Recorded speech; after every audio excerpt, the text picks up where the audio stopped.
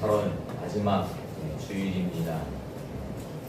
원래 8월 15일이 지나면 시원한 바람이 부는데 아직도 열대야가 계속되고 있습니다.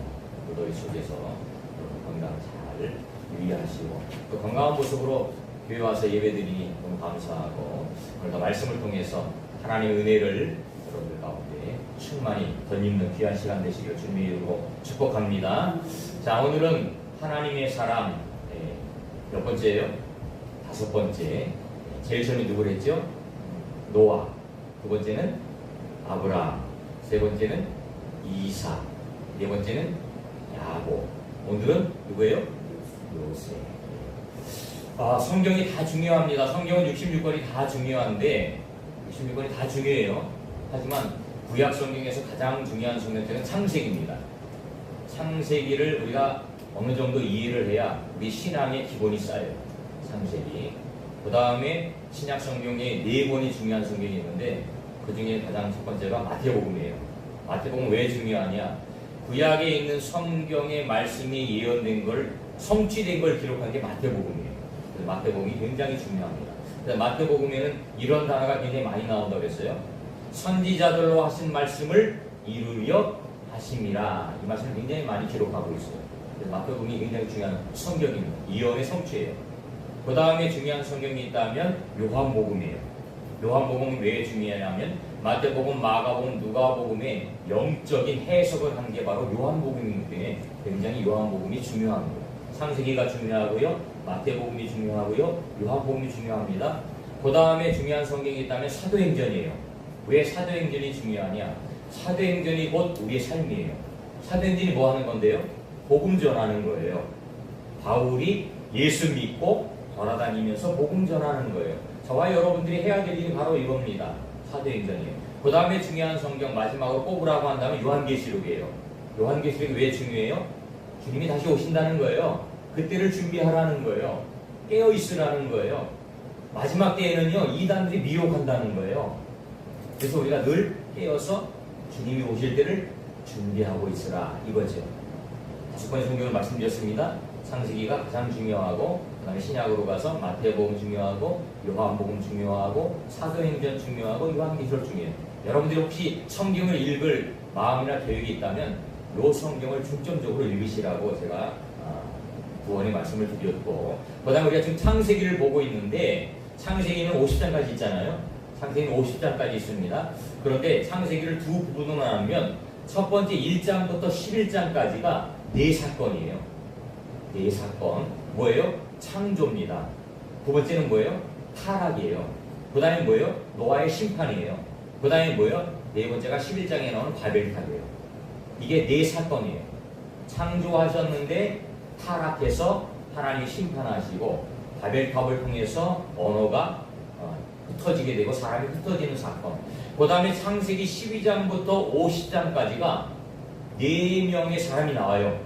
우리가 지금 보고 있는 4명의 사람. 가장 먼저는 아브라함, 두 번째는 이삭, 세 번째는 야곱, 네 번째는 요셉인데 이게 12장부터 50장까지 나오거든요. 근데 여러분들이 성경을 잘 보시면 알겠지만 25장부터, 그러니까 창세기 반이에요. 25장부터 누구 얘기가 나오냐면 야곱 얘기가 나와요. 야곱. 25장부터. 그러니까 창세기 중에서 반이 야곱하고 요셉 이야기예요. 야곱 이야기가 25장부터 36장까지 나오고 그 다음에 37장부터 그 다음에 요셉 이야기가 나와요. 그러니까 야곱과 요셉이 비중이 굉장히 크다는 얘기예요. 우리가 지난주에도 봤지만 야곱은 왜 중요해요? 야곱을 통해서 12민족이 이루어져요. 12지파가 이루어져요. 이스라엘 백성이 이루어지는 거예요. 그래서 중요한 거예요. 오늘 말씀은 요셉에 대해서 우리가 보고 있는데, 보려고 하는데 요셉도 굉장히 중요한 인물입니다. 요셉은 우리가 잘 알고 있듯이 야곱의 11번째 아들로 태어났습니다. 11번째 아들이에요. 성경 여러분들이 연대를 우리가 지난주에도 이야기했지만 연대를 우리가 잘 기록하고 있지 않기 때문에, 기록하면서 성경을 보지 않기 때문에 잘 몰라요. 근데 우리가 여러분들이 교회 생활, 신앙 생활을 하면은 이 정도는 기본적으로 외워두면 아주 좋습니다. 아브라함은 175세까지 살았습니다. 아브라함은 175세까지 살았어요. 그 다음에 이삭은 180세까지 살았습니다. 아브라함 175세, 이삭은 180세. 그 다음에 야곱은 147세까지 살아요. 147세. 오늘 보는 요셉은 110세까지 삽니다. 이건 여러분이 안 외워도 되지만 그래도 신앙생활 하게 되어지면 그래도 기본적으로 외워두면 나중에 성경을 읽을 때 도움이 되어지는 거예요.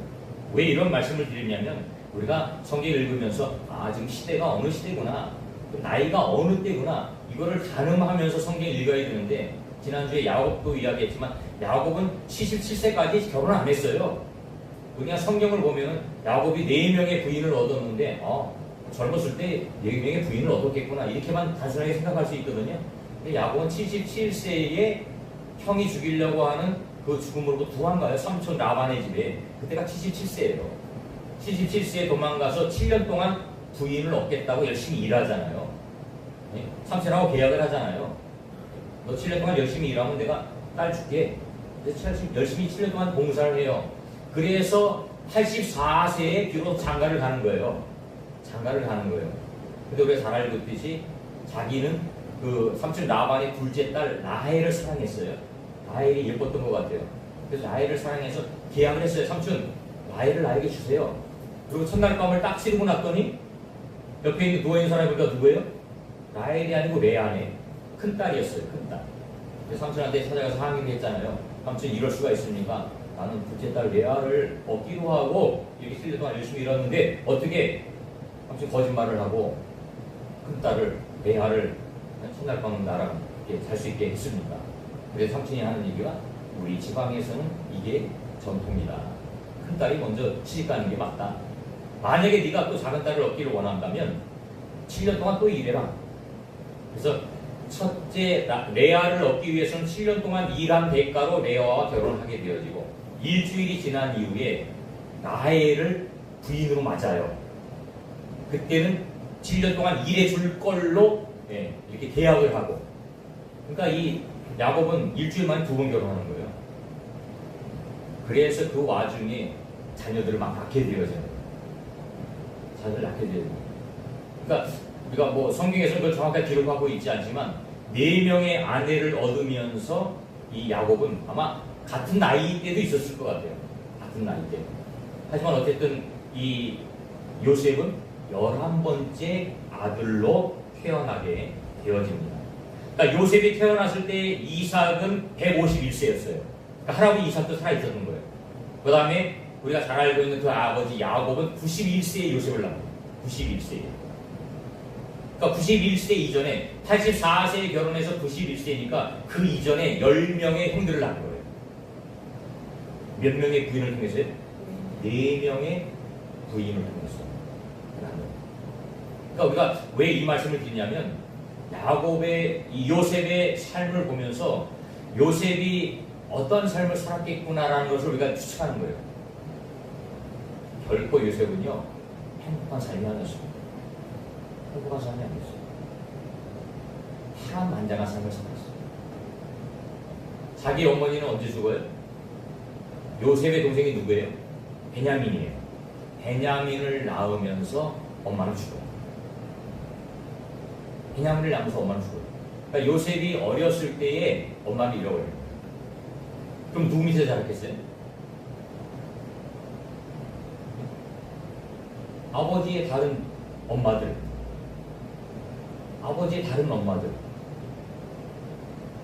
우리가 흔히 표현하는 큰 엄마, 뭐 큰 아버지의 엄마라고 해서 큰 엄마가 아니고 우리 엄마보다 먼저 얻었던 엄마니까 큰 엄마. 그다음에 2명의 첩이었어요. 종이었는데 첩으로 들어갔단 말이에요.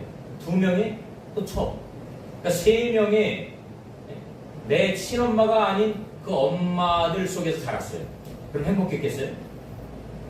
그 엄마들이 잘해줬을까요? 물론 잘해줄 수도 있지만 그 가운데서 살아가는 요셉은 결코 행복할 수만은 없었어요. 또 형들이, 이복 형제들이 10명이나 있어요. 이복 형들이 10명이나 있어요. 그 형들이 잘해줬어요? 잘해주지 않았어요. 그 형들은요 결국 동생을 미워하고 동생을 죽이려고 하고. 창세기 37장이 나오느냐 37장이 나오느냐.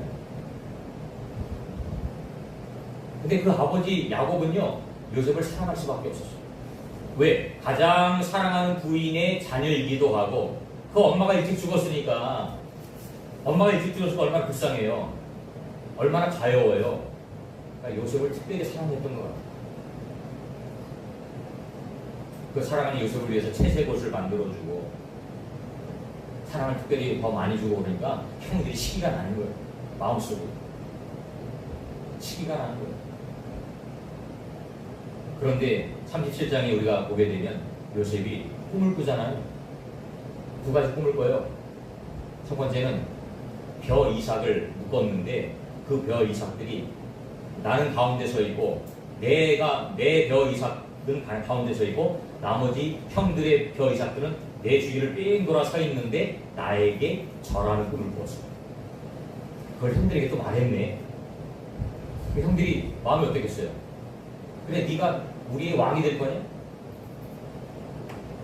굉장히 기분 나쁘겠어요. 근데 얼마 지나지 않아서 또 꿈을 꿨어요. 해와 달과 11별이 자기에게 절하는 꿈을 꿨어요. 그걸 또 말했네. 그럼 형들이 마음이 어떻겠어요? 마음속에 시기가, 마음속에 미움이 막. 근데 그 아버지 야곱은 그것을 그대로 듣지 않았다. 그 이야기. 오늘 말씀을 통해서 요셉의 인생에 어떻게 하나님 함께 하셨는지 우리가 말씀을 나누어 보려고 합니다. 첫 번째로 오늘 말씀 2절에 보면 이런 말씀이 나옵니다. 자, 여호와께서 요셉과 함께 하심으로 이 말씀입니다. 요셉의 인생에 하나님이 함께 하셨다. 함께 하셨어요. 함께 하셨어요. 요셉은 엄청 아까도 말씀드렸지만 어려운 삶을 살았습니다. 엄마를 잃어버리고 아이들이 클 때는 엄마가 중요하잖아요. 그죠? 어느 정도 성장이 되는 게 괜찮지만 아주 어렸을 때는 엄마의 손길이 굉장히 중요하잖아요. 근데 엄마를 잃어버렸어요. 죽었잖아요. 다른 엄마들 계모라고 표현하기 좀 이상하고 그러죠. 다른 엄마들 속에 사는 거예요. 얼마나 구박받고 눈치를 받으며 살았겠어요. 그 속에서 생존 경쟁을 하기 위해서 살아갔던 요셉. 결코 만만한 삶이 아니었어요. 근데 결정적으로 그 꿈을 형들에게 이야기해 줌으로 말미암아 형들의 미움을 받게 되어지고 형들이 야 저거 그냥 놔두면 안 되겠다. 죽여버리자. 아니 얼마나 미웠으면 자기 동생을 이복 동생이지만 동생 아니에요. 그 동생을 죽이겠다고 형들이 마음을 먹겠어요. 얼마나 미운 털이 박혔으면 그렇잖아요. 근데 바깥으로 죽음은 면하고 팔아버리고 야 우리 죽이지는 말고 팔아버리자. 죽이지 말고 팔아버리자.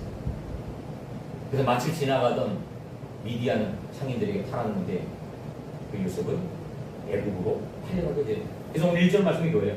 요셉이 이끌려 애굽에 내려가매 팔렸다는 거예요. 이때 나이가 몇 살이에요? 17살이에요. 17살.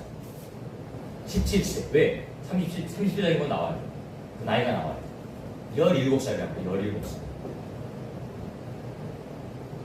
17살. 자기 앞가림을 제대로 할 수 없는 나이에 이제 요셉은 팔려서 애굽에 종을 보여요. 바로의 신이 추위대장 애굽 사람 보디발이 그를 그리로 데려간 이스마엘 사람의 손에서 요셉을 샀다. 왕의 친위대장이니까 굉장히 높은 직책에 있는 사람이에요. 경호대장, 비서실장쯤 되는 사람이에요. 그 사람이 종이 필요한데 마침 미디안에서 상인들이 와서 종을 데리고 왔는데 보디발이 그 중에서 요셉을 산 거예요. 데리고 왔어요. 자기 집에 데리고 와서 종을 쓴 거예요.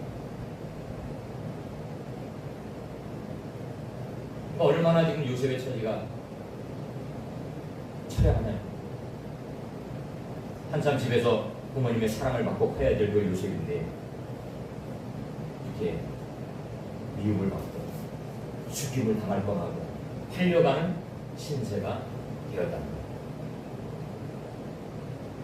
그런데 오늘 2절에 보면 여호와께서 요셉과 함께 하셨다라고 성경에 기록하고 있습니다. 요셉과 함께 했다. 혼자가 아니라 혼자가 아니라 저는 인생의 가장 축복은 만남의 축복이라고 생각합니다. 만남의 축복. 만남의 축복. 좋은 부모를 만나는 거 축복입니다. 그리고 부모님을 선택할 수 없지만 여러분들이 좋은 부모님을 만났다는 그 축복이에요. 그렇잖아요? 축복이에요. 또 오래 살아가면서 좋은 친구를 만나는 게 축복이에요.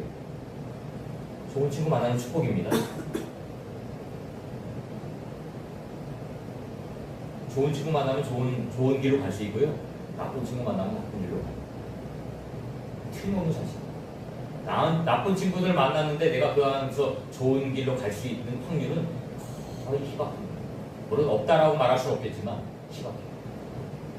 나쁜 친구 만나면 대부분 나쁜 길로 가죠. 만남이 중요하죠. 또 배우자, 그죠? 좋은 배우자. 좋은 배우자 만나는 게 축복이에요. 여러분이 좋은 배우자를 만나는 게 축복이고 또 여러분들이 스스로가 내가 좋은 배우자가 되기 위해서 노력을 해야 돼요.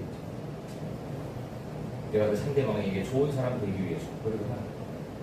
부모님을 우리가 선택할 수 없지만 친구와 배우자는 내가 선택할 수 있잖아요. 어떤 부모님을 만나느냐, 어떤 친구를 만나느냐, 어떤 배우자를 만나느냐에 따라서 내 인생이 바뀌어요. 그죠?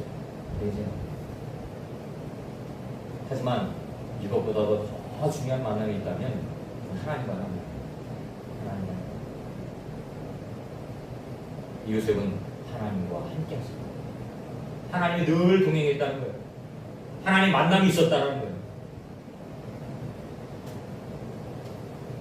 하나님이 요셉에게 꿈을 주셨어요. 비전을 주셨어요. 요셉은 그 꿈과 비전을 가지고 있었기에 어려운 상황 가운데서도 좌절하지 않았다. 형들의 미움을 받고 계모들의 미움을 받았지만 요셉은 그 가운데서 하나님의 약속을 붙잡고 살아갑니다. 하나님이 함께 하심을 늘 느끼는 거예요. 아, 하나님이 나와 함께 하시는 거예요. 하나님이 나와 함께 하시는 거예요. 우리도 마찬가지입니다. 그리고 하나님이 함께 하심을 믿을 때에 요셉과 같이 어려운 환경에 처해 있을지라도 그것을 극복할 수 있는 거예요. 두 번째로 요셉은 2절 하반절에 보니까 그가 형통한 자가 되어 그의 주인 애굽 사람의 집에 있습니다. 3절에도 요셉 그의 주인이 여호와께서 그와 함께 하심을 보며 또 여호와께서 그의 범사에 형통하게 하심을 보았더라. 범사에 형통하게 하셨더라. 누가요? 하나님. 형통의 축복을 받습니다. 복잡한 가정에 태어났어요. 형들과의 관계도 원만하지 않았어요. 형들의 미움과 시기로부터 결국 요셉은 탈려가고 말았어요. 그런데 성경에서는 그가 형통했다는 거예요. 아니 지금 이 상황이 형통해요? 네. 미움받고 죽임당하고 죽임당할 뻔하고 팔려갔는데 종으로 팔려갔는데 지금 성경에서는 요셉을 향해서 뭐라고 그래요? 형통이라는 단어를 쓰고 있어요. 형통이라는 단어. 종으로 팔려가고 있는데 종살이 하고 있는데 형통이에요. 요셉은요 이 보디발의 집에서요 10년 동안 종살이했어요. 10년.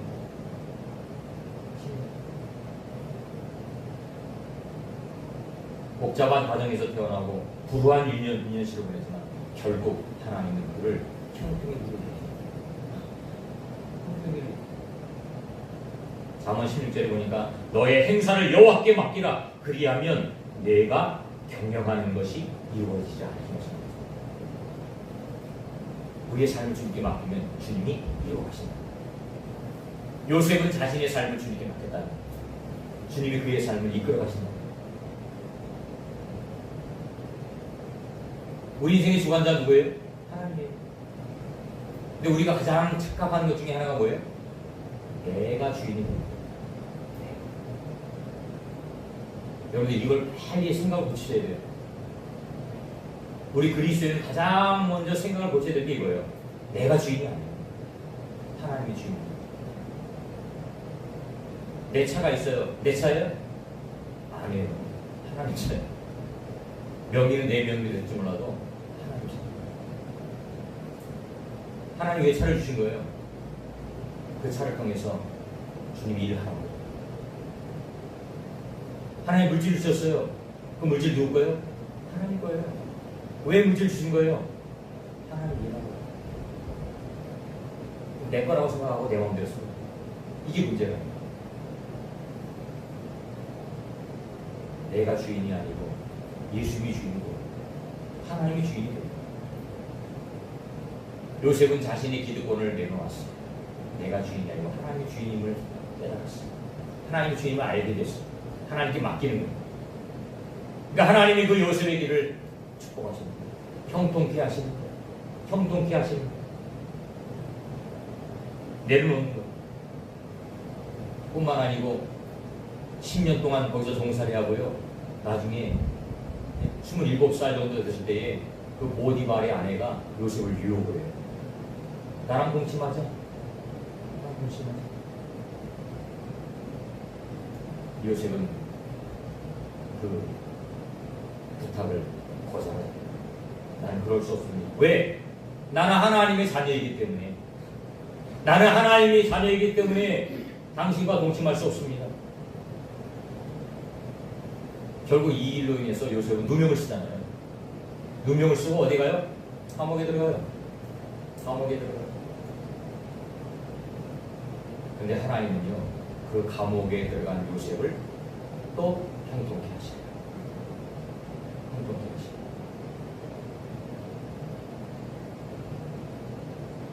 하나님이 요셉을요, 애굽의 총리로 사용하기를 원하셨어요.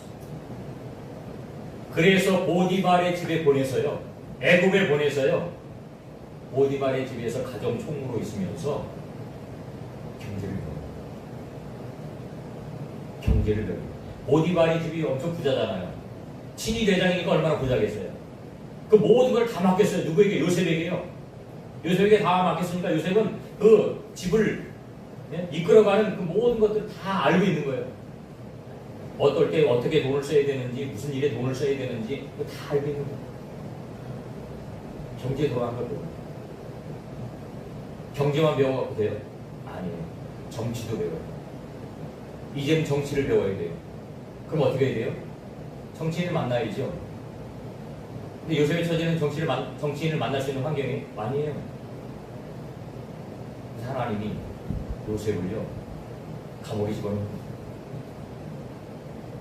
보디발의 집이 친위대장인데 그 나라에서 정치하는 사람들이 잘못하면 그 친위대장의 집에 가두는 거예요. 보디발의 집에 가두는 거예요. 요셉이 감옥에 들어갔더니 누가 있었어요? 정치인들이 있었어요. 그게 누구예요? 술 맡은 관원장, 떡 맡은 관원장. 술 맡은 관원장과 떡 맡은 관원장은 그 왕에게 굉장히 중요한 사람이에요. 옛날에 왕을 죽이려면 대부분 음식을 통해서 죽이잖아요. 음식을. 술에 독을 타든지 음식에 독을 타든지 죽인단 말이에요. 그러니까 술 맡은 관원장과 떡 맡은 관원장은 왕의 가장 측근이 있으면서 왕의 생명을 책임지는 그런 직책이에요. 그 두 사람과 같이 있으면서 뭘 배워요? 정치를 배우는 거예요. 정치를. 정치인들이 감옥에서 뭐 하겠어요? 정치 얘기 하지 않겠어요? 요셉과 함께 있으면서 뭘 얘기해요? 요셉은 그 얘기를 듣는 거예요. 정치 얘기. 아, 나랑 이렇게 운영하는구나. 이렇게 돌아가는구나, 정치가. 그래서 훈련을 합니다. 그리고 나중에 애굽 왕이 꿈을 꿨네요. 꿈을 꿨네요. 근데 그 꿈을 누구도 해석할 사람이 없어요. 누구도 해석할 사람이 없어요. 그때의 술 맡은 관원장이 옛날에 자기 꿈을 해석해줬던 요셉을 기억하는 거예요. 얼마나 사람이 얼마나 간사해요. 술 맡은 관원장이 복직되면서 요셉이 그랬잖아요. 나를 좀 기억해 주세요. 알았어, 기억해 줄게. 시간이 지나니까 다 잊어버려요. 기억하네요. 근데 하나님이 또 때가 되니까 바로 왕이 꿈을 꾸게 하고 그 꿈을 아무도 해석을 못하네요. 그때 술 맡은 장이 딱 생각나는 게 내가 감옥에 있을 때에 이 요셉이라는 사람이 내 꿈을 해석했는데 임금님 왕의 꿈도 이 사람 해석할 수 있습니다. 딱 추천했네. 바로 왕이 당장 데리고 와라. 요셉이 가서 그 꿈을 해석해요. 꿈을 해석해요. 왕이시여 이 꿈은 7년 대풍년이 있고 그 다음에 7년이 지난 후에는 흉년이 시작됩니다. 7년 동안 각 성에다가 창고를 만들어서 곡식을 저장해 주시고 흉년이 되면 그 곡식을 조금씩 내서 7년을 잘 견딜 수 있도록 해야 됩니다. 왕이 그 요셉을 딱 보고 너무 대단하다. 내 꿈을 해석했으니까 이제부터 너는 총리가 되어라.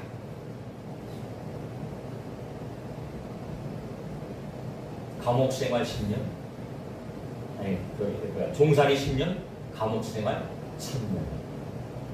13년이라는 시간이고 17세에 잡혀갔다 했잖아요. 팔려갔다 그랬잖아요. 요셉이 총리가 된 게 몇 세? 30세잖아요. 30세.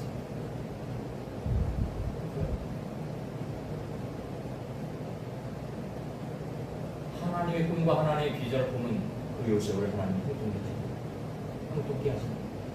이뤄가십니다. 이뤄가십니다. 그리고 앞으로 다가올 미래를 하나님 대비하십니다. 나중에 흉년이 되잖아요. 가나안 땅에도 흉년이 왔어요. 그 흉년은 그 모든 지역이 다 온 거예요. 가나안 땅에도 흉년이 왔어요. 가나안 땅에 누가 살아요? 아버지와 형제들이 살아요. 그 아버지와 형제들도 흉년을 맞이했어요. 근데 가나안 땅은 대비를 하지 못했어요. 오직 애굽만 대비하고 시간이 지나니까 먹을 게 없어졌어요. 소문이 들어보니까 애굽에는 먹을 게 있대요. 그래서 그 형들이 애굽에 쌀을 사러 오는 거예요. 쌀을 사러 와서 그 앞에 있던 요셉을 향해서 뭐합니까? 절해요. 절해요. 나의 주여 우리에게 자비를 베푸소서 우리에게 쌀 좀 주세요.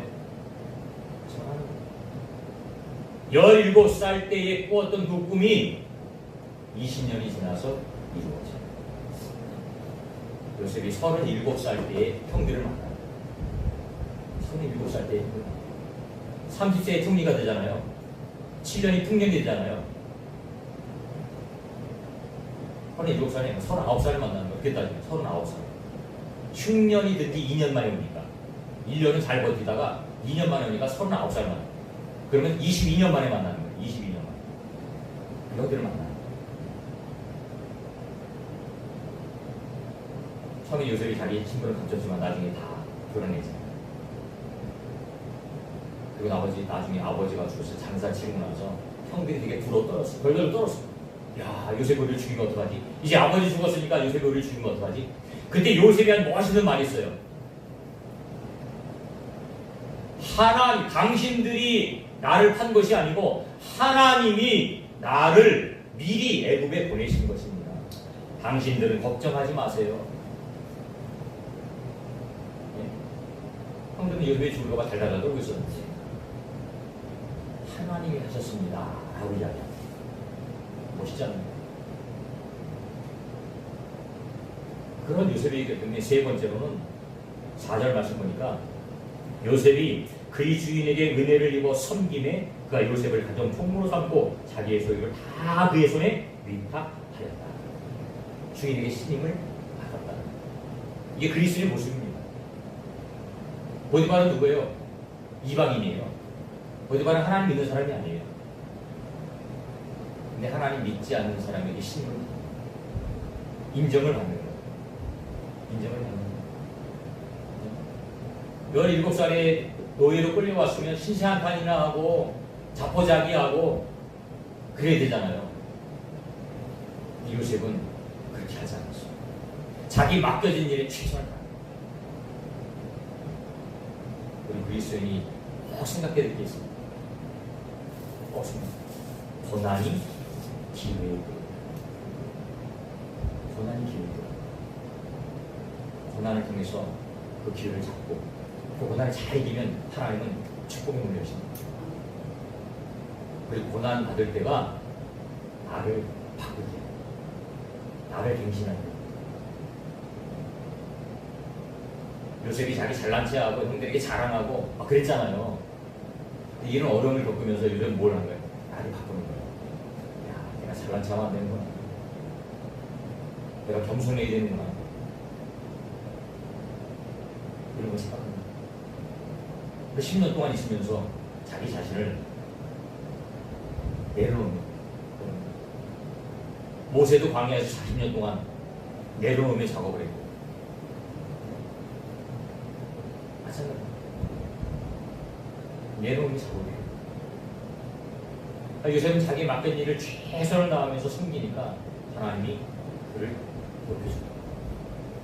이방인의 사람에게 인정받는 거예요. 모세도 마찬가지예요. 모세도. 그가 요셉에게 자기 집과 그의 모든 소유물을 주관하게 한 때부터 여호와께서 요셉을 위하여 그 애굽 사람의 집에 복을 내리심으로 여호와의 복이 그의 집과 밭과 있는 모든 소유에 비쳤다. 요셉 한 사람 때문에 보디발의 그 집이 축복을 받는다. 대단하지 않나요? 우리 앞에도 이야기했지만 하나님의 사람이 있는 곳에는 하나님의 축복이 있구만. 아브라함도 그랬고 이삭도 그랬고 야곱도 그랬습니다. 내가 너를 축복하는 자에게 축복하고 너를 저주하는 자에게 저주할 것이다. 이 하나님의 약속이에요. 그 축복의 주인공이 바로 나예요. 여러분. 왜? 우리 하나님 잘 이기기 때문에.